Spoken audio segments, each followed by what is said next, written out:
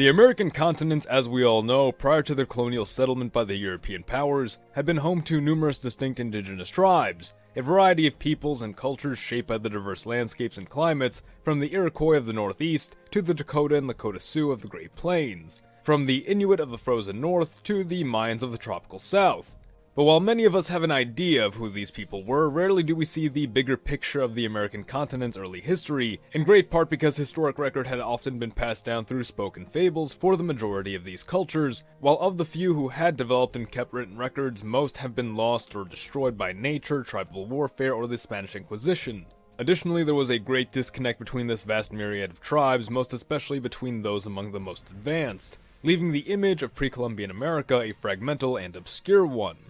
The arrival of the Europeans, despite the aggressive assimilation conducted by Spain, did allow for more thorough documenting and cross-examining of native lore, however, most especially in the north, where conclusions were able to be drawn as to where these tribes had originated from, what their historic interactions with one another had been, and what the basis of their beliefs had been built upon. Yet despite this, as the native population was ravaged by disease and overwhelmed in competition with superior European weaponry, technology, and tactics, so did these cultures shrink into ever more politically irrelevant groups, in essence being denied any opportunity at greater self-driven development and expansion that might have been achieved otherwise. But what if that changed? What if in an alternate timeline the Americas were never colonized, further yet simply never discovered or just minimally interacted with, preventing any exchange of disease, technology, or the like? The American tribes are just left to develop on their own. This may perhaps be a stretch to suggest, as even if discovery doesn't occur just as it had in our world, it'd be incredibly unlikely for the Americas to have remained untouched for long, let alone for several more centuries.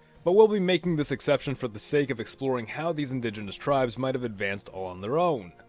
Of the several American tribes across both continents, only a handful had actually achieved a level of prominent advancement by the end of the 1400s, which we might consider indicative of long-term development. What we'd often instead find are Stone Age level hunter-gatherers, nomads, and primitive farmers, the notable exceptions being the Inca and several Central American civilizations, the most famous of which being the Mayans and Aztecs. Prior advanced civilizations, perhaps on par with those previously mentioned, also existed, but by this point had fallen into disrepair on their own, such as the Mississippian culture, which had demonstrated impressive organizational, trade, and constructive capabilities. It's unclear what caused the Mississippian culture and its neighboring contemporaries to collapse when they did. However, the coinciding of these events with a recorded change in climate might suggest a sharp decline in resources contributed to social instability, depopulation, and restlessness. Additionally, the presence of then recently constructed fortifications would imply that warfare also played a role. The Aztecs may also serve as an example of an advanced but unstable society, one which narrowly escaped collapse in our own world to instead see conquest by Spain.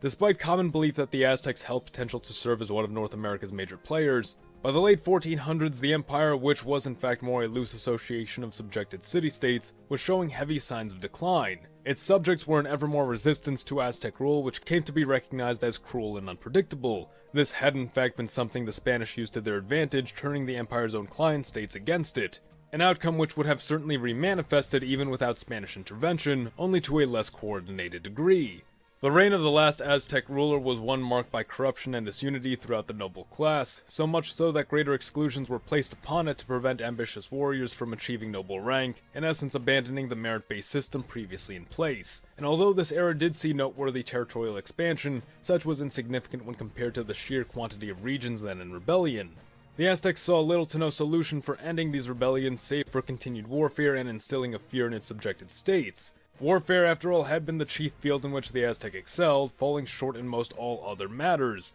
What this means is that anything less of successfully subduing these rebellious city-states by force will likely result in the collapse of the Aztec Empire within a similar time frame. More optimistically, there exists a rival of near equal capability to the Aztecs which is often overlooked by history, this being the Tarascan state, which lay just to the west. This empire had not only been one of the most advanced societies on the continent at the time, being at the forefront of metallurgy and being the only Bronze Age civilization in Mesoamerica during that period, but also having fought and defeated the Aztecs on numerous occasions, cementing them as a noteworthy power and a viable contender for dominance in the region. While it was also a tributary empire like the Aztecs, the Tarascans were notably more centralized and oriented toward mutual cooperation between each of their lands, creating a well-organized society with a well-fortified border, which attracted the support of Aztec rivals and refugees fleeing recent Aztec conquests. Assimilation tactics which did not rely upon brute force alone also created a more harmonious union between the people of the Tarascan Empire, making them not merely an Aztec equal, but a much preferred alternative to several people within the region. On a long enough timeline where the Aztec and Tarascans are left to hash things out on their own, it's very probable that the growing disunity within the Aztec Empire would create repeated opportunities for Tarascan expansion. Rebellious communities perhaps breaking free to align or unite with the Western Empire, eventually forming a tight coalition which would leave the majority of Mesoamerica under Tarascan rule. Moving further south, we find the Mayan civilization, not even an empire in the same sense as the Aztecs, but a loosely connected community of city-states, both cooperative and competitive, who shared strong cultural ties. At various points throughout history, a number of these states were united in one form or another, but didn't have an encouraging track record for sustaining unity.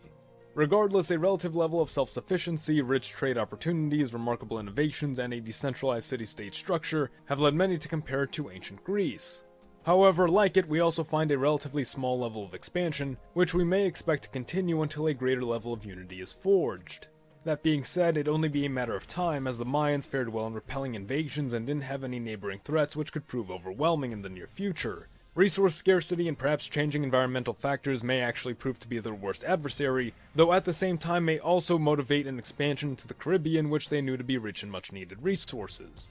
As we move further down the map to South America, we encounter the largest of the early American civilizations, that being the vast Inca Empire, which reigned over much of the mountainous west coast of the continent. The Incan Empire was organized into 4 administrative zones, whose borders met at the capital city of Cusco, from where the Sapa Inca would rule. Governance within the Incan Empire demonstrated an exceptionally high level of organization and communication, even across so sprawling a domain and without use of horses or wheels for transportation. Through the use of extensive highways, a system of quick supply storehouses, rest stops, and relay stations, deployment of soldiers, distribution of workers, and transmission of messages could be achieved with tremendous speeds, preventing what might otherwise be a crippling disconnect and disunity throughout the empire. While the Inca system of assimilation wasn't as refined as those of the northern Tarascans, they did have means of achieving cooperation from newly annexed lands. Often had been the case that the Inca were facing opponents with similar, less advanced weaponry, primarily being wood or stone-based. However, it was with their overwhelming numbers that they were able to overpower or simply intimidate many of their rivals into submission. Further, given the level of advancement, security, and production offered by the Inca, it was more often than not preferable for proposition lands to simply join than attempt to resist Incan incursion. Those who did and lost would commonly see the children of their nobility taken and raised by the Incan government, before being returned to rule over their tribe or city as a puppet of the empire. That being said, the loyalty of these annexed lands were often in question, and it's clear to see that it would take at least a few decades before generations brought up under Incan rule would be fully integrated into the united society, if even they could be. Returning north, we find a society not often considered among the advanced American cultures, but one which was certainly laying the groundwork for a truly expansive empire, the Iroquois.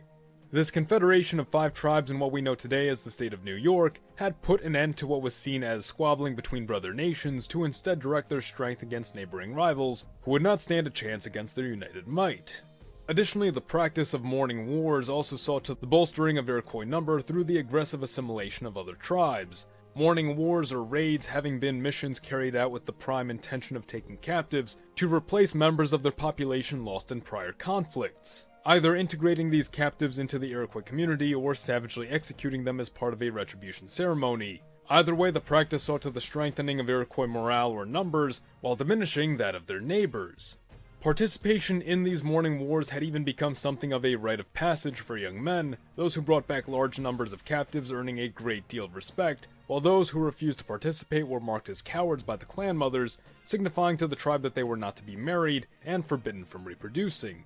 It's believed that Iroquois growth was in large part achievable thanks to successful developments in agriculture, however their shortcomings may have also played an equal role in making them an aggressively expansionist force. As while crops could now be grown in large quantity to support their rising population, it's been found that at least early on these projects had proved to be overwhelming and exhausting to the local environment, creating great demand for new hunting and farming grounds around the Great Lakes region, thus bringing them into conflict with the tribes of these desired lands. These civilizations we've named held the greatest potential in the pre-contact period to become the foundational empires around which future American societies would form. There did arise, later down the line, other noteworthy tribes in the regions of the Great Plains, the Southwest, and Great Basin. However, these tribes owed their advancement in great part to the introduction of European technology and domesticated animals to the New World, having made extensive use of firearms, horses, and more. However, absent these factors, said tribes would more likely than not retain their primitive semi-nomadic lifestyles for quite a time.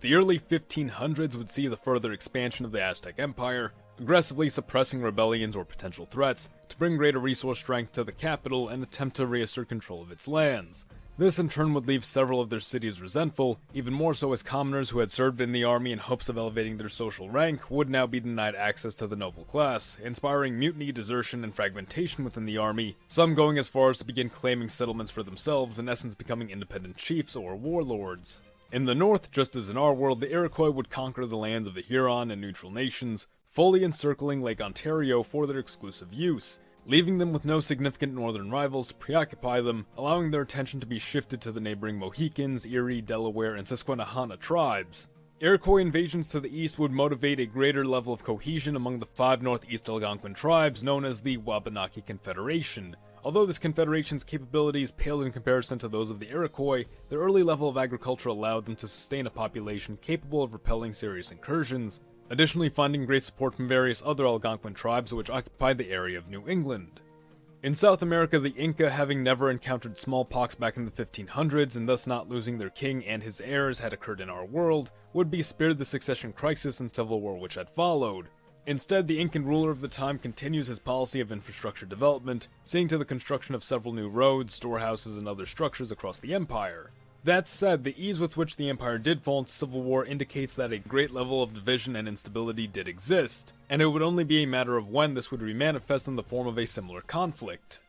As was the case in our world, however, it's quite possible this conflict would be short-lived and perhaps strengthen Incan unity by rooting out rebellious elements and leaving power in the hands of whomever commands the greatest number of soldiers with the most efficiency.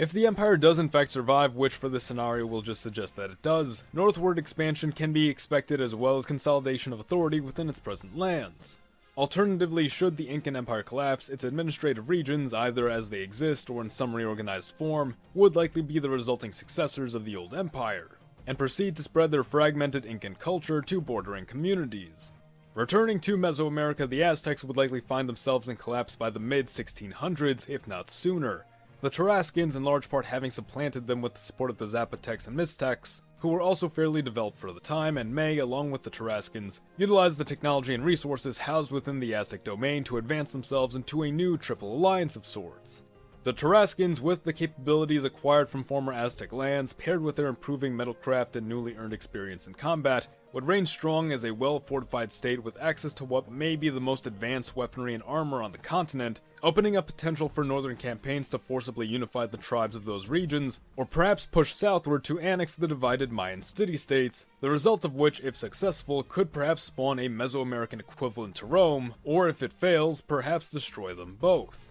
Following the fall of the Aztecs, the Mayans would have reclaimed their southern lands in search of more resources, but ultimately make minimal use of them, instead looking toward the Caribbean for the establishment of a permanent trade settlement, eventually seeing this small settlement develop into a traditional Mayan city and a potential new hub for organization and union within the Mayan domain.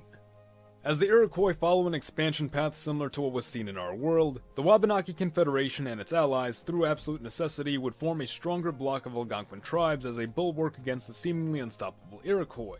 coordinating offensives with southern tribes along the coast and various other Algonquin people throughout the Canadian East. In the west, the Iroquois would have begun instigating conflicts with the Sioux tribes, however it's difficult to say what response we could expect from them in this alternate world. With the land of Illinois under Iroquois control, access to the Mississippi would now be open to them, allowing for new trade opportunities not only along the river itself, but any which might be reached from the Gulf, including perhaps even the Central American empires. Now, assuming these civilizations are able to remain stable for a time, we need to acknowledge that there is only so large they can get before they become unstable. However, we are also dealing with a series of special circumstances for basically all of these empires. Take the Iroquois for instance. Although their territory is vast, they do have a speedy means of moving from one point of the empire to another, that being the Great Lakes around which their empire has been formed. These lakes allowing for the creation of large coastal cities easily accessible to each other by boat, much like what we'd find in Greece. Additionally, the Iroquois also have an aggressive assimilation tactic, which helps maintain unity within the Confederation through adherence to a shared culture and identity. As we've previously mentioned for the Incas, although their empire encompasses several ethnic groups and cultures, the speedy means by which soldiers, information, and orders can be moved throughout the empire does demonstrate a high capability for maintaining peace and unity, even if force becomes necessary to preserve it. We observe another special exception in the Tarascans, who are able to rule with the same military might as the Aztecs, but with greater political tact and strategy, preventing the feeling of estrangement and abuse clients experienced under Aztec rule to produce a more harmonious union. There are various methods at work here for creating a sustainable and powerful empire, though admittedly with pieces missing here and there. However, in defense of these gaps, there is without question a contributing factor of isolation among these empires, many of them having to reinvent the wheel, as the expression goes, when it comes to government and statecraft. That may not be the case for long in this alternate timeline. If we assume these civilizations carry on as long as they do and do so successfully, predictions show that these distant worlds will soon become much closer. As the Mayans seek out resources in the Caribbean, as the Inca advance further north, as the Iroquois explore the Mississippi, all eventually converging upon the Gulf and Caribbean in an exchange of culture certain to change the continent forever. And that is where I'll end this video for now. The US of Z thanks you for watching. Support your legion by liking the video, or join our ranks by subscribing for more. Mr. Z, out.